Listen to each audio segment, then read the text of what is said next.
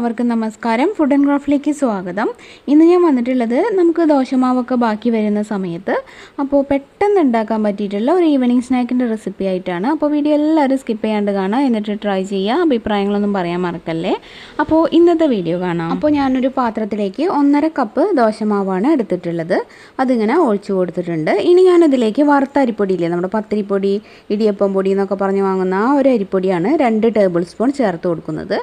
അപ്പോൾ നമ്മളിപ്പോൾ ദോശമാവും ആ ഒരു വറുത്ത അരിപ്പൊടിയും കൂടെ ചേർത്തിട്ട് ജസ്റ്റ് ഒന്ന് മിക്സ് ചെയ്യുക. ഇനി ഞാനിതിലേക്ക് 1 ടേബിൾ സ്പൂൺ മൈദപ്പൊടിയും കൂടെ ചേർക്കുന്നുണ്ട്.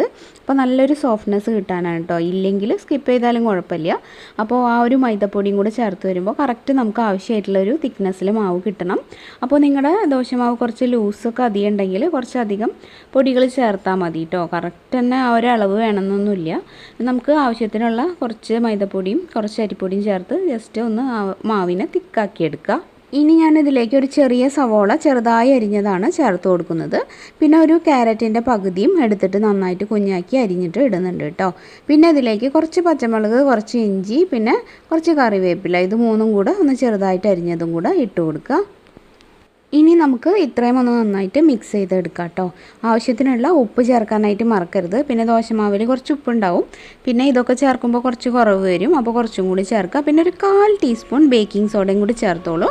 എന്നിട്ട് ഇതൊന്ന് മിക്സ് ചെയ്തെടുക്കുക. ഇനി നിങ്ങളുടെ കയ്യിൽ കുരുമുളക് പൊടി ഉണ്ടെങ്കിൽ ലേശം കുരുമുളക് പൊടിയും കൂടെ ചേർത്തിട്ട് ഒന്ന് മിക്സ് ചെയ്തെടുക്കുക. അപ്പോൾ നമ്മുടെ ബാറ്റർ ഇവിടെ റെഡിയായി. ഇനി ഞാനിതാ ഇവിടെ ചീനച്ചട്ടി വെച്ചിട്ട് ഓയിൽ ചൂടാക്കിയിട്ടുണ്ട്. വെളിച്ചെണ്ണയാണ് കേട്ടോ ഞാൻ എടുത്തിട്ടുള്ളത്. അത് ചൂടായപ്പോൾ ഇതാ ഇതുപോലൊരു സ്പൂൺ വെച്ചിട്ട് ചെറുതായിട്ട് ഇങ്ങനെ കോരിയിട്ട് ഈ ഒരു ഓയിലിലേക്ക് ഇട്ട് കൊടുക്കുക. കണ്ടോ, ഇതുപോലെ. ഇപ്പോൾ ഒരു മീഡിയം ഫ്ലെയിം വെച്ചാൽ മതി. എന്നിട്ട് ഒരു ഭാഗം ഗോൾഡൻ ബ്രൗൺ കളർ ആകുമ്പോൾ മറിച്ചിടുക. എല്ലാ സ്നാക്സും ചെയ്യുന്ന പോലെ തന്നെ കേട്ടോ. ഇനി ഇതൊന്ന് ഫ്രൈ ചെയ്തെടുക്കാം.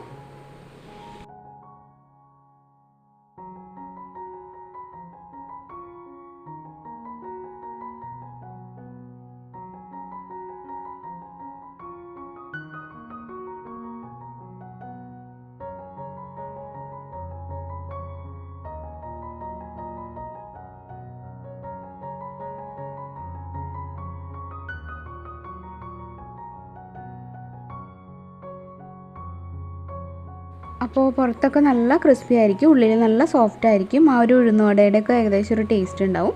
അപ്പോൾ ഒരു ചട്നി ഉണ്ടെങ്കിൽ അടിപൊളിയായിരിക്കും കേട്ടോ ഈവനിങ് ടൈമിൽ. അപ്പോൾ എല്ലാവരും ട്രൈ ചെയ്ത് നോക്കുക. ഇന്നത്തെ ഈ ഒരു കൊച്ചു റെസിപ്പി എല്ലാവർക്കും ഇഷ്ടമായെന്ന് വിചാരിക്കുന്നു. വീഡിയോ ഇഷ്ടമായാൽ ലൈക്ക് ചെയ്യാനും ഷെയർ ചെയ്യാനും, അതുപോലെ ചാനൽ ആദ്യമായിട്ട് കാണാനെങ്കിൽ സബ്സ്ക്രൈബ് ചെയ്യാനും മറക്കരുതേ. പിന്നെ ഇന്നലെ ഞാൻ നല്ലൊരു ക്രാഫ്റ്റ് വീഡിയോ അപ്ലോഡ് ചെയ്തിട്ടുണ്ടായിരുന്നു, കാണാത്തവർ കണ്ടു നോക്കാം കേട്ടോ. അപ്പോൾ ഇന്നത്തെ വീഡിയോയുടെ വൈൻഡപ്പ് ചെയ്യാണ്. ഇനി മറ്റൊരു നല്ല വീഡിയോ ആയിട്ട് നാളെ കാണാം. എല്ലാവർക്കും നന്ദി. Keep watching, keep supporting. Thank you.